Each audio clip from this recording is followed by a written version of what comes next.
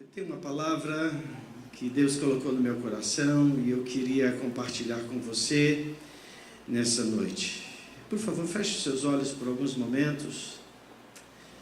Aí peça ao Espírito Santo que Ele fale com você nessa noite. Que a voz dele se faça ouvir dentro de você. Obrigado, Senhor, porque eu sei, e você mesmo disse na tua palavra, que nós nunca estaremos sozinhos. Que o Senhor enviaria o Consolador e através dele o Senhor estaria conosco todos os dias. E hoje é mais um dia dentre todos os dias que já temos vivido e que ainda viveremos.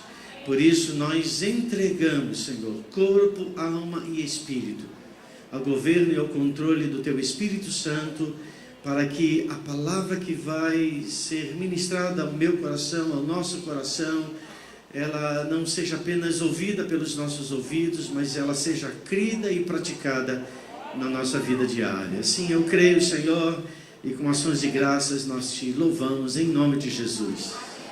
Amém. Tome a sua Bíblia, vamos abri-la aí na primeira carta de João, no capítulo 3. E iniciando no verso de número 1. 1 João, capítulo 3, verso 1.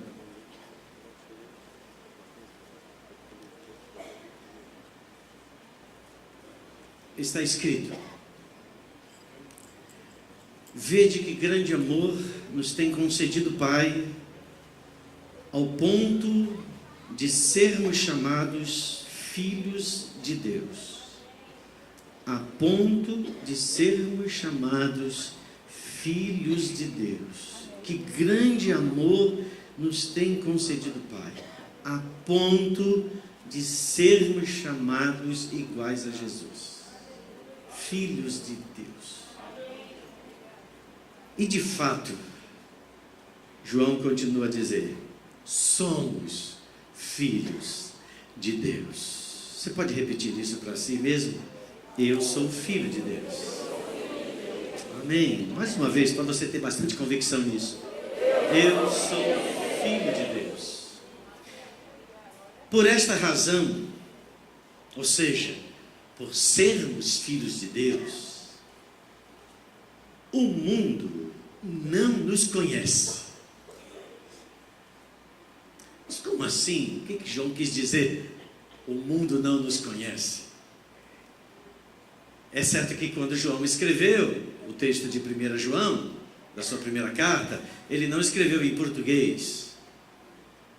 Ele escreveu para a igreja, para os cristãos daquela época, possivelmente em aramaico, ou até mesmo em grego, considerando que ele estava na Grécia.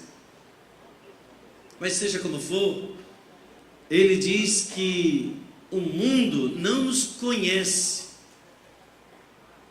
E é claro, a gente se pergunta, mas como o mundo não nos conhece? A gente vive não apenas dentro dos ambientes eclesiásticos, de igreja, ou os ambientes, vamos dizer assim, da nossa própria comunhão cristã. Nós vivemos nos relacionamentos dentro de empresas, no comércio, no transporte, enfim, a convivência que todos nós naturalmente possuímos em todas as partes do nosso dia a dia. E as pessoas nos conhecem, as pessoas sabem quem nós somos. Mas então que conhecimento, ou que expressão é essa que João quis traduzir, ao ponto de dizer que o mundo não nos conhece como não conheceu a Jesus? Claro que a gente tem que ir um pouco mais além do texto escrito, porque senão a gente, ok, o mundo não nos conhece, mas e daí? O que isso identificou, o que isso enraizou dentro de você como uma verdade, como uma palavra revelada? E preste bem atenção nisso aqui agora. A mesma palavra gnosco, que vem de conhecer, de conhecimento, essa mesma palavra utilizada por João foi a mesma palavra que Maria usou quando recebeu o anúncio através do anjo de que ela seria engravidada pela ação do Espírito Santo de Deus. Por favor, apenas dando uma interrompida aí, vá para Lucas capítulo 1, versículo 34, e com isso nós vamos conseguir entender e aplicar dentro da gente o que se traduz essa expressão conhecer. Lucas capítulo 1, versículo 34, está escrito aí. Então, todos acharam? Lucas 1, 34. Então disse Maria ao anjo: como será isso? Depois que o anjo disse que ela ficaria grávida. Pois não tenho relação com homem algum. Veja que essa expressão, eu não tenho relação, é a mesma expressão gnóstica. E é claro, Maria está falando que ela não teve nenhuma relação íntima, sexual, com José. Então, como é que ela poderia ficar grávida? Então, o sentido da palavra "o mundo não nos conhece" significa não existe intimidade entre o mundo e os filhos de Deus. Nós não podemos ser íntimos das coisas deste mundo. Nós não podemos estar associados às coisas deste mundo ao ponto de com elas conviver pacificamente. Porque, sendo assim, não seremos identificados como filhos de Deus. Porque os filhos de Deus são aqueles que não conhecem o mundo. E o mundo não conhece a estes. E aí, voltando para João, ele prossegue. E aqui não é o ponto fundamental ainda do que eu quero falar, mas isso ressaltou aos meus olhos e valeu a pena trazer isso aqui. Por esta razão o mundo não nos conhece, porquanto não o conheceu a Ele mesmo, Ele, Jesus. Amados, agora somos filhos de Deus, e ainda não se manifestou o que haveremos de ser. Fale para a pessoa que está do seu lado: aquilo que você é hoje não é tudo o que você haverá de ser. Diga: isso significa que há uma ação em curso para aperfeiçoar a você, para transformar você e fazer com que, algum tempo à frente, que faz parte o dia de hoje, você já não seja reconhecido como você hoje é conhecido. Tamanho poder de Deus, que te diz ser filho de Deus, já está operando agora. Aleluia, eu creio nisso, irmãos. Veja que João disse: vocês são filhos de Deus. Mas ainda não se manifestou o que haveremos de ser. Está falando de um ambiente de plenitude. Sabemos que quando Ele se manifestar, Ele, Jesus, seremos o quê? Semelhantes a Ele. Diga: eu creio na palavra de Deus. Diga: eu creio no poder de Deus para gerar em mim aquilo que a própria palavra diz. Então, quando a palavra está aqui dizendo que seremos semelhantes a Ele, isso não vai acontecer de repente uma transformação e pum, sermos semelhantes a Ele. A palavra de Deus, João está dizendo aqui que não importa o que eu e você pensemos a respeito de nós mesmos, mas se você é aquele que não anda em intimidade com as coisas desse mundo, mundo este que jaz no maligno, ou seja, não anda em intimidade com as coisas do maligno, você é filho de Deus, e você é um filho de Deus que se tornará semelhante a Jesus. João diz isso. Semelhante a Jesus é nos atributos comunicáveis, que a gente chama assim, que ele mesmo, como filho de Deus, possui. Ser um instrumento de paz é um atributo comunicável de Deus através de Jesus. Então, você e eu haveremos de ser instrumentos de paz. Você pode ser a pessoa mais cri-cri, mas dá teu jeito, o Espírito Santo vai torcer você e fazer você semelhante a Jesus. Você pode ser a pessoa mais temperamental, mais raivosa, calm down. O Senhor, pelo Espírito, vai nos aperfeiçoar até que sejamos semelhantes a Jesus.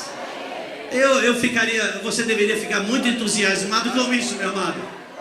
O que significa dizer que há um processo de Deus, e Ele estabeleceu como fazer isso, para nos levar nesta posição, para sermos então semelhantes a Ele, uma igreja sem mancha, sem mácula, sem ruga, sem defeito algum. Tem mancha, tem mácula, tem ruga em terra fértil? Claro que tem. Mas tem algo do Espírito de Deus também acontecendo, e aquilo que o Espírito de Deus está fazendo não é menor do que as coisas que o mundo está fazendo. Porque se você está aqui nessa noite, porque você decidiu ser semelhante a Jesus, é que você deseja que essa palavra de fato enraize dentro de você, e não seja apenas um discurso teológico, mas sendo uma pura expressão de fato daquilo que devemos ser. Mas o Espírito de Deus sabe como trabalhar nisso. Ele tem as ferramentas aonde? Aqui dentro mesmo, para nos levar a esse aperfeiçoamento. Irmãos, quando Jesus declarou, alguém já disse que as últimas palavras de alguém, por exemplo, em vida, são as expressões mais verdadeiras que possivelmente ele disse em toda a sua vida. Estou falando de pessoas, naturalmente. Jesus disse últimas palavras depois da sua ressurreição. E são essas palavras que Jesus disse que nos levaria, se nós estivéssemos atentos a elas e nos deixando conduzir por elas, nos levariam ao que João declarou: sermos semelhantes a Jesus. Eu quero ser mais parecido com Jesus a cada dia. Agora você precisa me ajudar, porque ninguém vai conseguir chegar a esse ponto sozinho. Jesus disse: sem mim nada podeis fazer. E alguém disse: eu só preciso de Jesus. É verdade, você precisa de Jesus. Só precisa de Jesus? Não. Você precisa de Jesus. E esse seu precisar de Jesus necessariamente será através de alguém que vai te levar a valorizar Cristo. Ao ponto de pessoas dizer: quero ser igual a você. Gente, eu imagino que alguns de vocês, ou vocês já ouviram alguém talvez dizer alguma coisa semelhante a isso, ou na sua área profissional, ou na sua área pessoal, ou como um cristão mesmo: quero ser igual a você. A pessoa observou e olhou e viu determinados comportamentos, determinadas atitudes que confrontam com as atitudes dela, ao ponto delas dizerem: eu quero ser igual a você, eu quero reagir igual a você, eu quero pensar igual a você, eu quero fazer igual a você, eu quero a sabedoria como você age. Em Cristo, no reino de Deus, está tudo disponível para que vivamos uma vida satisfeitos em tudo aquilo para o qual precisamos ser. Mas nós precisamos compreender que existe um caminho, uma via inevitável para você chegar lá. Você pode querer ir para o Japão e resolver ir de barco. Ok, é uma decisão sua. Se alguém quiser ir de barco para o Japão remando, é uma forma de chegar no Japão, sim ou não? Mas você acha que a pessoa vai chegar? Eu acho que não. Mas ela fez uma escolha. Mas quem conhece esse mar? É quem já passou por ele. Quem conhece o homem? É quem já se tornou homem. Quem conhece este mundo? É quem já esteve aqui e conheceu todas as realidades desse mundo. Jesus.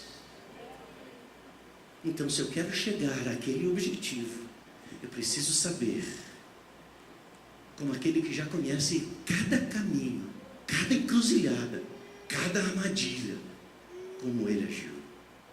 E que instruções ele deixou para mim, para que eu seja um filho que honre ao Pai, para que eu seja o melhor esposo, para que eu seja melhor, para que você seja como mulher a melhor esposa para o seu marido. Enfim, até que sejamos semelhantes a Jesus. A chave daquilo que Jesus disse, que nos levaria a esse modelo de vida, está lá no Evangelho de Mateus. Eu queria que você folheasse as suas Bíblias um pouco mais para trás. E vamos lá para o último capítulo do livro de Mateus. Quando Jesus, no versículo 18, versículo 16, desculpe.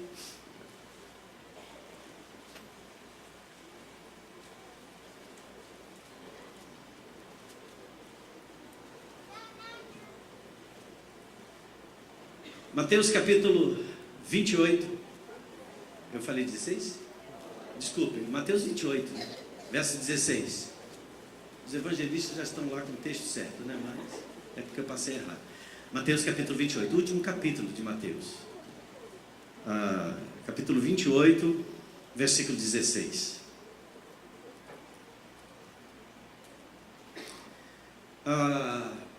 O versículo 16 começa com um número. Ok? Que número é esse? 11.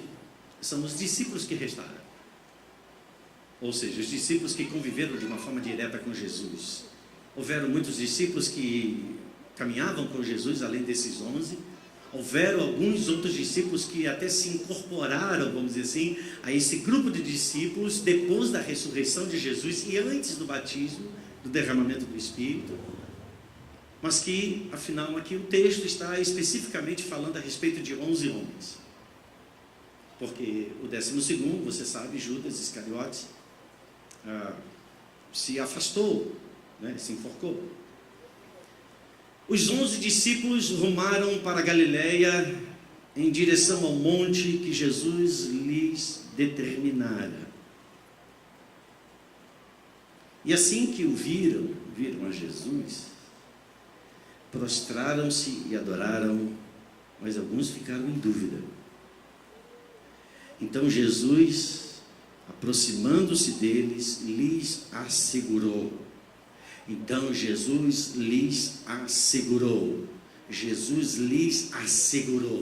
Tenham certeza, tenham garantia do que eu vou lhes dizer a partir de agora. É isso que Jesus está dizendo. Porque quando você faz essa ênfase, olha, eu estou falando, preste atenção no que eu vou dizer, é para que as pessoas colham tudo o que está sendo dito a partir daquele momento. Jesus, então, lhes assegurou: toda autoridade me é dada no céu e na terra. Portanto, debaixo dessa autoridade que me é dada no céu e na terra. Autoridade esta que apenas operava no céu, mas agora essa autoridade está operando também, a autoridade de Cristo está operando na terra dos homens. Então Jesus está dizendo, a autoridade com que eu operava nos céus e com os meus anjos, eles operavam em alinhamento com a minha autoridade, agora essa autoridade que eu conquisto, ela está operando na terra, e não serão os anjos que vão atuar, mas vocês, debaixo dessa autoridade. Porque assim como os anjos dos céus cumpriram cada um dos meus propósitos, assim também eu asseguro vocês que debaixo da minha autoridade, todo o meu propósito será cumprido em vocês, ao ponto de fazê-los semelhantes a mim. Oh, aleluia! Você poderia saltar aí e dar um brado de júbilo. Jesus está dizendo, eu asseguro isso a você.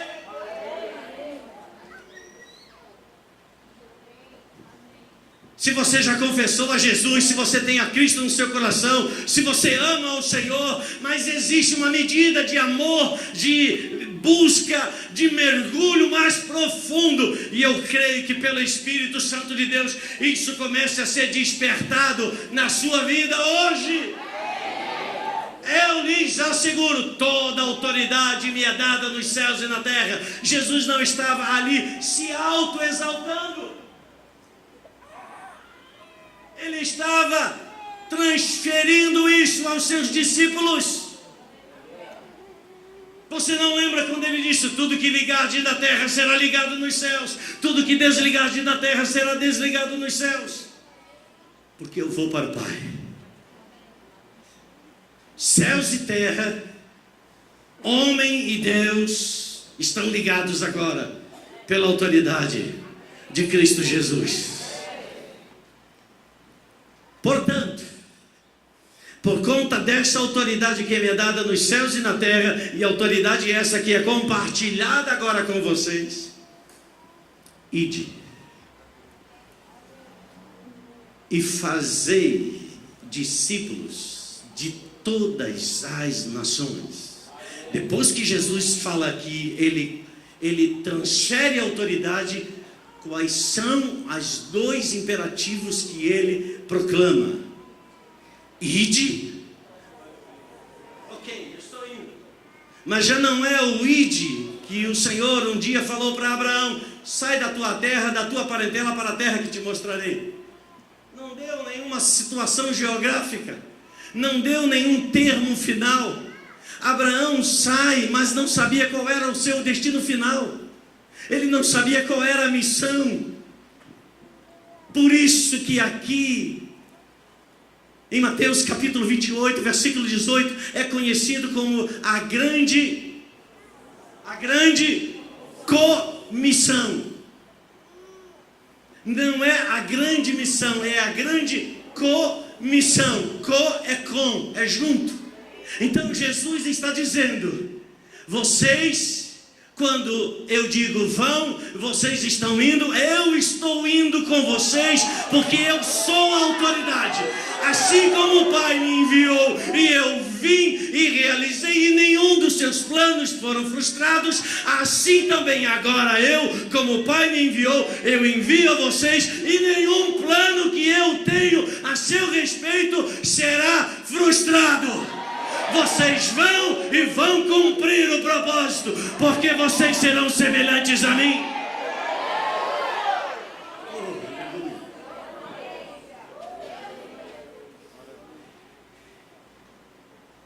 Isso deve nos entusiasmar.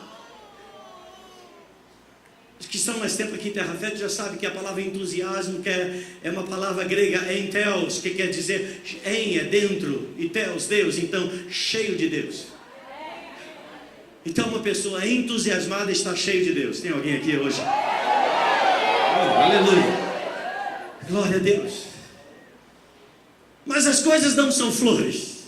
Oh, o Senhor está me mandando, lá vou eu para as terras da Jordânia pregar o evangelho aos muçulmanos, e eles quando ouvirem vão cair pelo meio. Quem é você? você vai ter oposição. Você vai ter gente que vai dizer assim: você não é aquilo que você diz que é. Você diz que é filho de Deus, mas você é tão humano. Quem é você? Ué, você se entristece? Você tem problemas de pessoas que estão aqui do seu lado e de repente elas estão às suas costas? Bem-vindo à Igreja de Cristo Jesus. Porque se eu que sou vara verde, disse Jesus, experimentei essas coisas, quanto mais vocês. Mas tem de bom ânimo.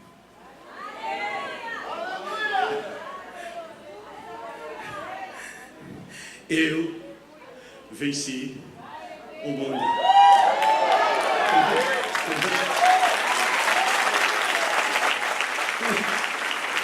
Só que quando Jesus disse: olha, eu venci o mundo, ele não estava falando só sobre ele, porque ele já estava olhando para mim e para você, Vinícius. Ele estava dizendo: você vai vencer o mundo também, porque eu vou estar dentro de você, assim como o Pai está em mim, eu vou estar agora em você. Irmãos, nós temos que fundamentar as nossas expectativas, as nossas esperanças, não naquilo que está nos rodeando.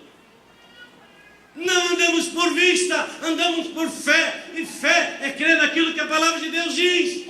E eu creio que Deus é verdadeiro, seja Deus verdadeiro e todo homem mentiroso. Aquilo que Deus falou, Ele vai fazer. É por isso que você está aqui hoje. Quantas situações, quantos momentos da sua vida já quiseram paralisar você, destruir você, aniquilar você, mas Jesus diz: eu venci o mundo. Está aqui hoje você para testemunhar que você está vencendo o mundo. Glória a Deus.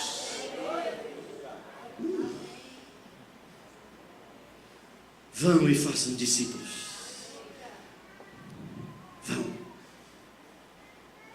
Mas esse ir não era ir para fazer aquilo que nós julgamos que precisamos, ou devemos, ou achamos que devemos fazer. A espinha dorsal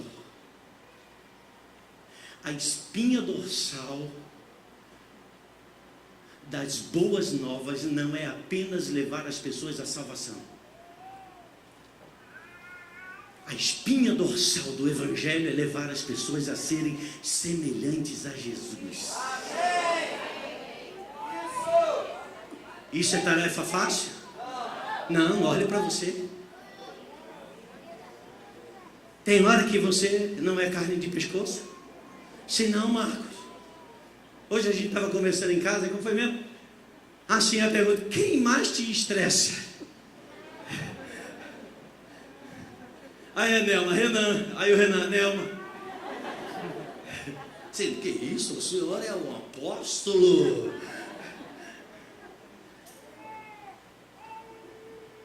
Irmãos, dos ambientes mais íntimos são os ambientes onde mais somos aquilo que somos. Ninguém consegue colocar máscara. E quando tenta colocar, normalmente a mulher diz: eu não sei quem é você. Às vezes, de vez em quando o homem também: eu sei quem é você. Mas ele não acha que não sabe muito bem. Porque nós sempre tratamos com a coisa assim muito superficial. A mulher vai lá na goela, lá dentro, lá no fígado. E vai, e você diz: chega.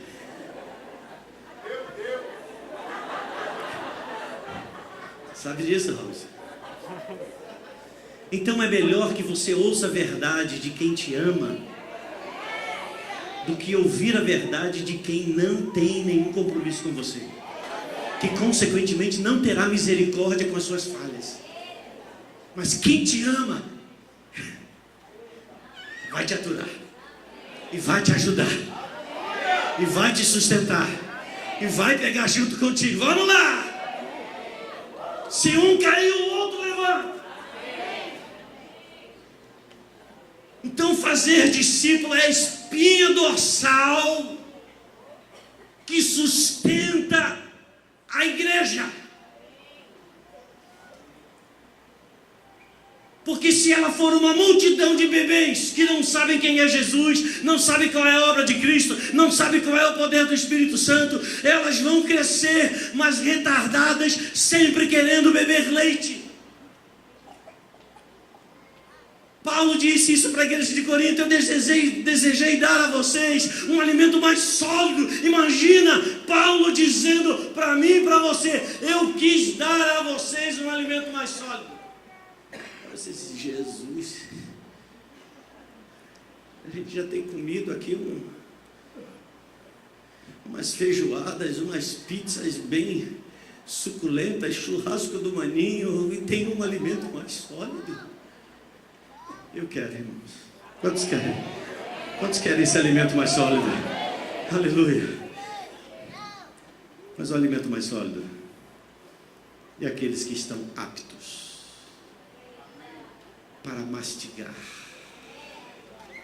Criança não mastiga, criança engole. Por isso que há tantas pessoas que estão fugindo ou saindo da rota, porque engolem tudo o que vem, mas não se desenvolveu nelas ainda a capacidade de mastigar, de transformar o sólido em sumo, em líquido. Todo mundo aqui já foi criança e talvez não necessariamente nós nos recordemos. Estou de olho no relógio. Mas quantas vezes nossos pais falam: mastiga, mastiga. Se não mastigar na hora de fazer cocô, você não vai conseguir. Você lembra disso? Bebe água. Se não beber água, parece que tem milho de pipoca saindo junto. Essa parte é para editar, viu? Tem que mastigar. E só mastiga quem já teve uma formação. E isso não depende de idade biológica. Para Jesus, seja semelhante a Ele. Se você for semelhante a mim, você está enrascado. Por melhor que eu possa ser referência para você, nunca serei a totalidade, porque eu estou também no processo dessa construção. Se tem alguns processos de mais maturidade, é pelo tempo decorrido e pelas experiências boas e ruins que eu tenho passado. Mas quem de nós aqui, aqueles que são pais, que por piores experiências que tenham tido, desejam que os seus filhos aprendam com as mesmas experiências, vivendo elas? Não! Então nós cuidamos para que eles não sejam semelhantes meramente a nós, mas que eles sejam melhores do que nós. Mas como ponto de partida porque eu e você, como pais, porque são eles, somos nós que eles veem. Eles não estão vendo Jesus, ainda que Jesus algumas vezes se manifeste. Eles estão vendo a mim e a você. Então eles estão vendo como nós reagimos. Eles estão vendo quando nós levantamos a nossa voz. Eles estão vendo o que nós fazemos quando nós atendemos um telefone. Eles estão observando essas coisas. E por mais que não seja perceptível, nós estamos modelando, nós estamos moldando, nós estamos construindo discípulos. Vão e façam discípulos. E aqui, eu chego para o ponto final dessa palavra.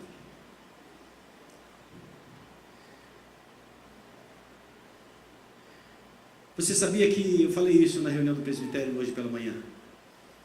A palavra cristão ou cristãos aparece apenas 3 vezes na Bíblia. 2 vezes no livro de Atos dos Apóstolos e 1 vez na carta de Pedro, primeira carta de Pedro. Cristão e cristãos, 3 vezes apenas.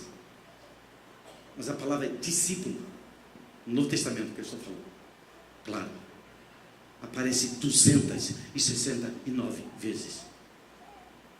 Então alguém dizer que é um cristão não quer dizer nada. Mas alguém quando diz, eu sou um discípulo de Jesus, opa, ele está entendendo que existe alguma coisa a mais do que dizer que é cristão. Porque nem a Bíblia se ocupa de nomear aqueles que criam como cristãos, como uma repetição constante dessa expressão. Mas sim chamavam, ali vão os discípulos. E os discípulos estando juntos. E Paulo falando aos seus discípulos. Constantemente nós vemos replicando esta expressão, discípulo. E como João disse na sua primeira carta no capítulo 3, o que é discípulo? Aquele que está a cada dia mais parecido com Jesus. É uma alegria para os pais e na verdade uma certa, ao mesmo tempo, como eu posso dizer, debate. Quando uma criança nasce, com quem ela se parece? Ah, não, mas é mais parecido com o pai. A criancinha que nasce, às vezes tem uma carinha de joelho e tal, a gente não sabe se... A gente sabe que é um ser ali, mas a gente não sabe muito bem para onde ela vai. Mas aos pouquinhos ela vai, por exemplo, quando vamos lá, cadê o Benjamin? Benjamin, quando Maria nasceu, rapaz, a gente olhou assim, é o Benjamin, né? Menina. Agora hoje a gente olha assim, Benjamin, acho que tu está começando a perder, está parecido com o cara de Ellen. Mas isso não é tão importante. O mais importante é que a vida desta criança está sendo construída por um casal que ama Jesus, assim como a vida de cada um dos nossos filhos, assim também aqueles que amam a Jesus. Como eu falei a vocês, o texto de Mateus capítulo 28, e hoje eu não vou falar tudo sobre discipulado, eu quero falar apenas, até porque esse é um tema extremamente elástico, vou falar apenas de um ponto que eu observei. Quando o texto aqui em Mateus capítulo 28, versículo 16, diz que os 11,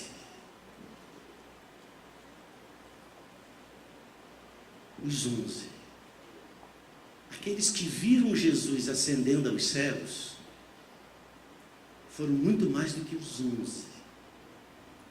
Mas o texto aqui diz que os 11.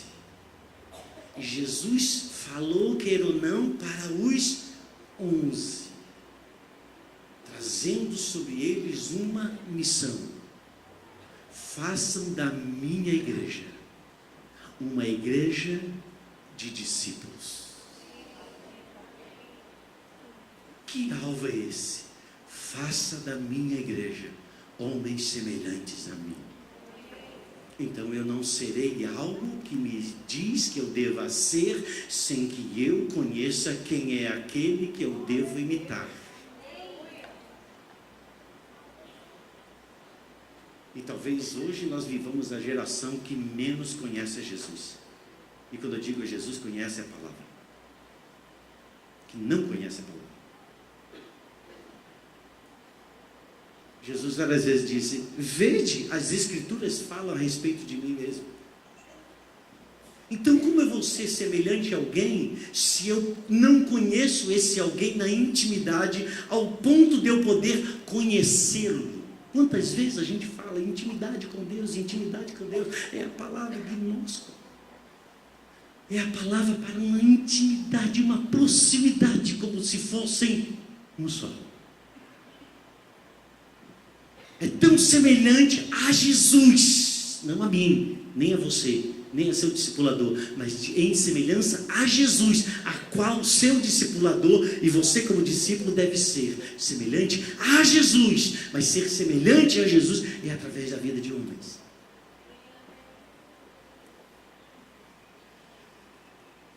A esses 11, algo aconteceu que está lá em Atos capítulo 1. E eu queria que você fosse para o último versículo, porque aqui estamos terminando. Atos dos Apóstolos, capítulo 1. Quem é discípulo de Jesus?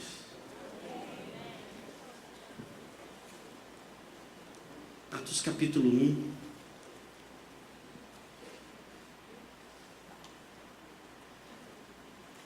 Quantos amam isso? Amam estudar a palavra? Não é ler a Bíblia, é estudar a palavra. Ok? É meditar na palavra. É mastigar.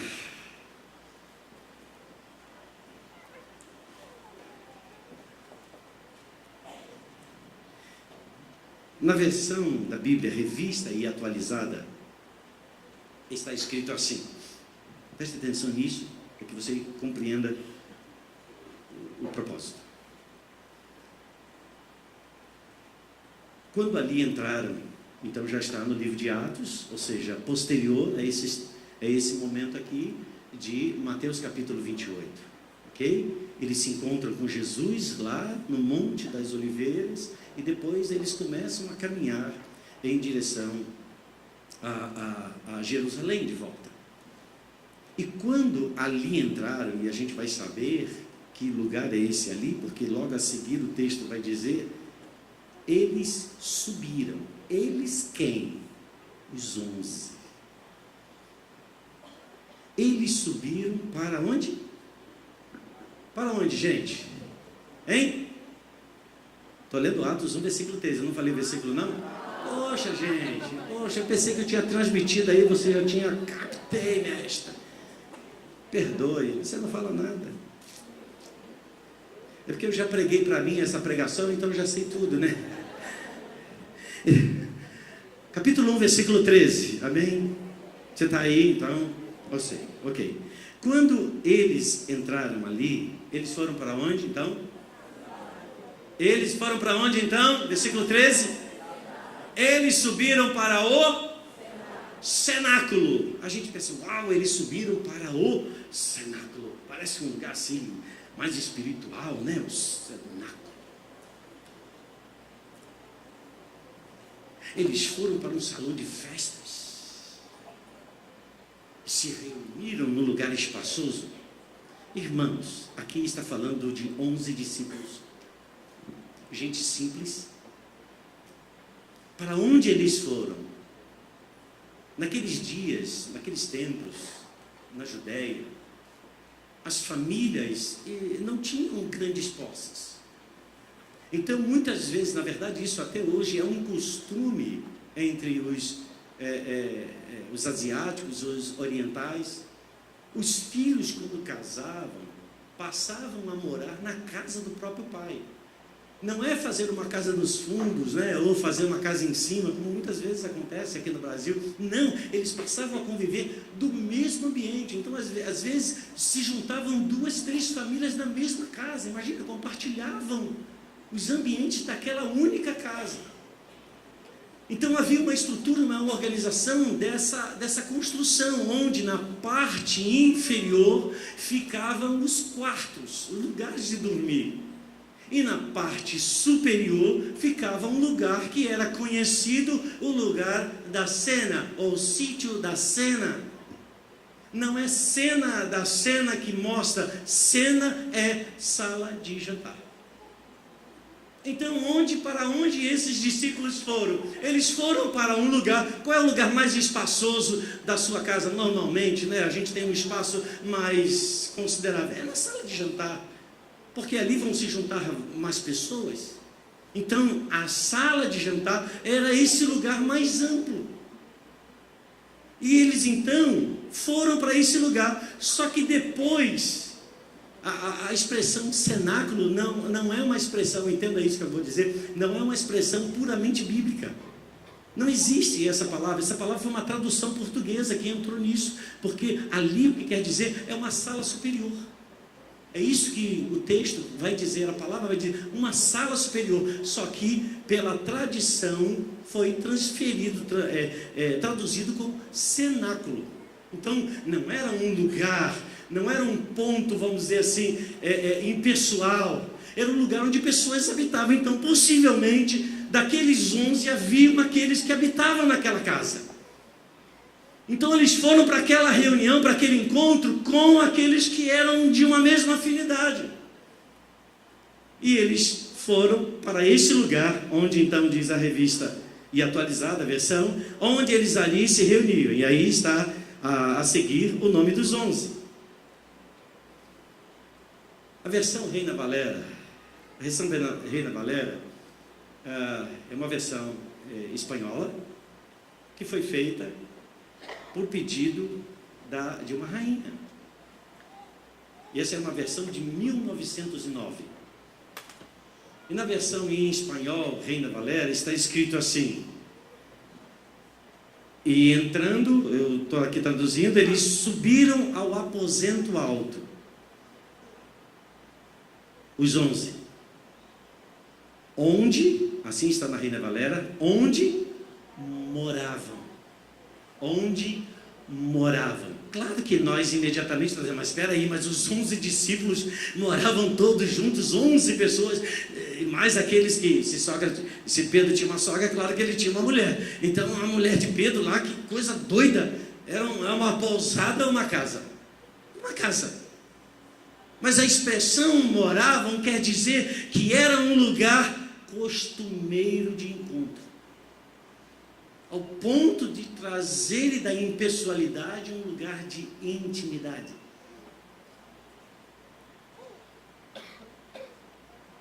Por mais que o funcionário da Oi, que está aí resolvendo os problemas da sua internet, se mostre, que nem sempre resolve, né? É uma pessoa que se mostra educada quando chega na sua casa, nem por isso você normalmente assim, não, senta aí, vamos comer uns biscoitinhos, fica aí para jantar. Olha, na verdade, quer dar uma descansadinha não? Toma um banhozinho ali, viu? Veste a cueca do meu marido mesmo, não?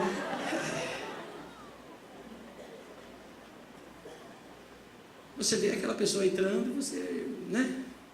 Fica ali, né? Você faz uma checagem de todos os objetos que estão ali ao seu redor.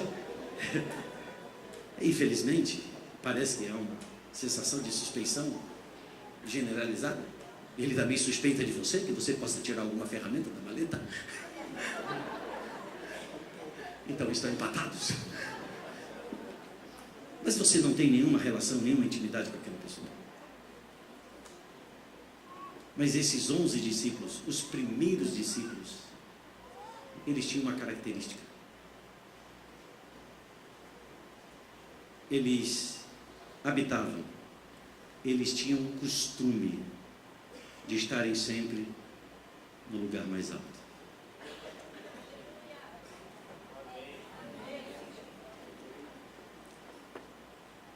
Ao ponto de Jesus dizer: eu confio a vocês o meu chamado para que vocês façam discípulos, porque vocês aprenderam comigo a viver no lugar mais alto. Mas olha só, o texto diz aí mais. Se a gente continuar a leitura, que os demais discípulos foram ao encontro desses primeiros discípulos. Por quê? Porque eles desejavam estar ao lado de pessoas que estavam em lugares mais altos. Ser um discípulo de Jesus é estar acima da mediocridade deste mundo. Ser um discípulo de Jesus é um status quo que é diferente, é um lugar acima. Eles subiram para o lugar superior. Por quê, irmãos? Aqueles que estavam juntos, eles queriam estar juntos daqueles discípulos, porque esses discípulos lhes inspiravam 3 coisas. Esses discípulos eram exemplo de vida e, por último, esses discípulos transferiam para aqueles outros homens confiança. Então nós nunca conseguiremos levar pessoas a ser minimamente semelhantes a Jesus se a nossa vida não for inspiração para eles. Se a nossa vida não for um exemplo se a nossa vida não for um lugar de confiança. Por isso que eu usei a expressão do Papa.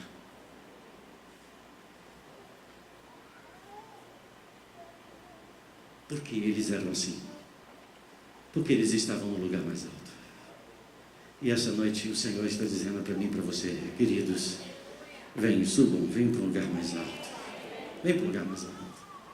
Sai do populacho.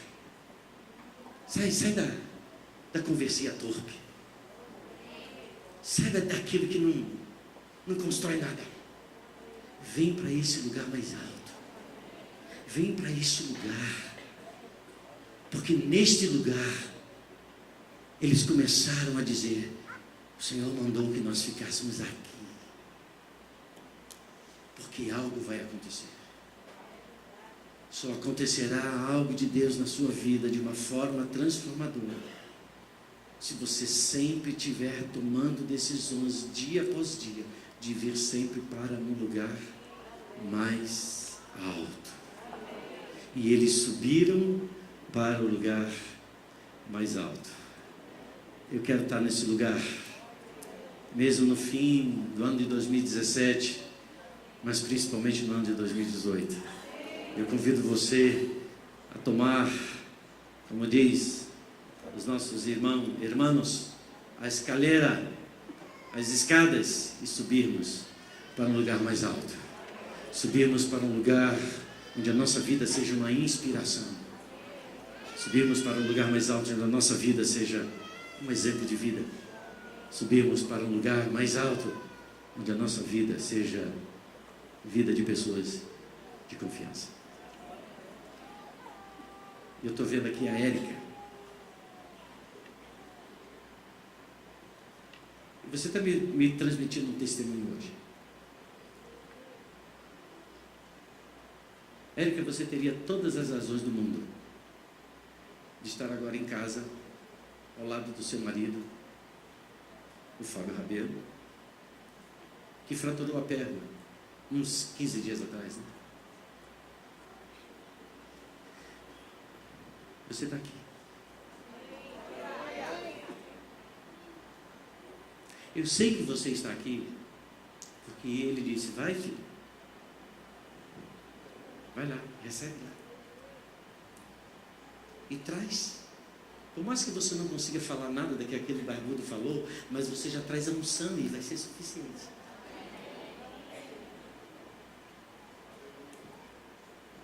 Honra a quem honra. Talvez possa ser o exemplo de outros aqui, mas eu não conheço. Mas sim ou não? Ela está me dando um testemunho.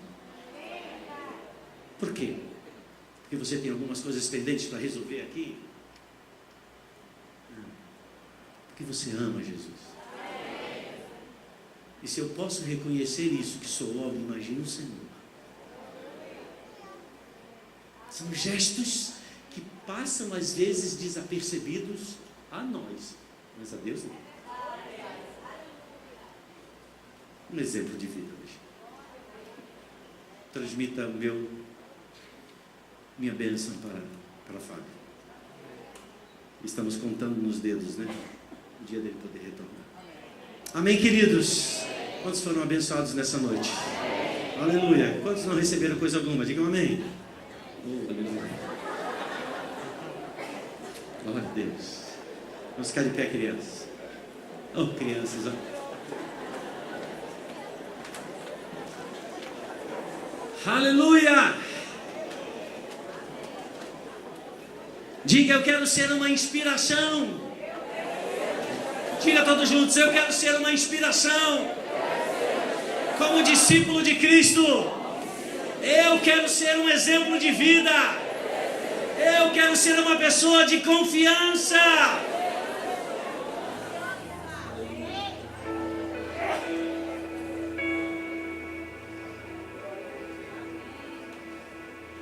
O momento zero da história do discipulado foi o discipulador que escolheu os seus discípulos. Esse foi o momento zero. Aqueles homens não podiam escolher Jesus, ao ponto de Jesus dizer, não foram vocês que escolheram a mim, mas eu é que escolhi a vocês. Mas na verdade, se eles pudessem dizer: Senhor, eu escolho te seguir, porque eles tiveram a oportunidade de fazer isso. Quando Jesus disse, depois de um discurso muito duro: e vocês não querem ir embora também, como esses outros também foram? E eles disseram: Senhor, para onde iremos nós? Imagina isso. Pensa alguém que está junto de você, que Deus tem usado a sua vida para trazer a eles os princípios do reino de Deus, levá-lo à maturidade. De repente há um momento assim meio tenso, né? Meio trabalhoso, meio difícil. E você: olha, eu quero liberar você. Quero liberar você. Você talvez precise buscar um outro discipulador. Porque você não está querendo me ouvir. Ao que eles disseram: não, Senhor, nós não queremos ser discípulos dos fariseus, eles são hipócritas. Nós não queremos ser discípulos daqueles que ensinam, mas não vivem aquilo que ensinam. Então, Senhor, nós estamos sem saída. Para onde iremos nós?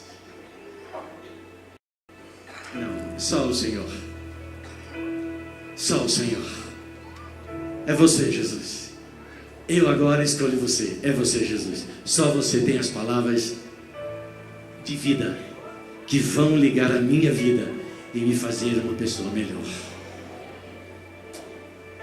Ok, essa noite é uma noite também da gente declarar isso diante do Senhor.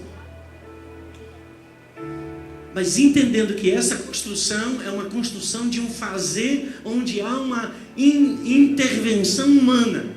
Ninguém será discípulo de Jesus semelhante a Ele se não estiver acompanhado por outro discípulo, que lhe será seu discipulador. Mas quem é essa pessoa? É uma pessoa que me inspira, é uma pessoa que me motiva, é uma pessoa que me impulsiona, é uma pessoa que às vezes puxa a corda, mas é uma pessoa que eu sei que, por mais às vezes que sejam duras ou não gosto muito de ouvir, mas eu sei que essa pessoa ama a minha vida. Então, eu quero caminhar com você, porque eu chego à seguinte conclusão: ninguém poderá dizer que faz parte do reino de Deus se não for um discípulo de Jesus. Não, eu já aceitei a Jesus. Jesus é o Senhor, eu tenho o Espírito Santo, mas a quem você ouve? Não, eu ouço o apóstolo lá na igreja. Não é isso. A quem você ouve na sua intimidade? Quem conhece o seu acordar e o seu deitar? Não que é discipulado não é uma invasão de vida, não tem nada a ver isso. Discipulado é algo que aquele que cuida de mim me inspira a ser cuidado por ele. Ele me atrai, ele me envolve, porque eu vejo nele amor.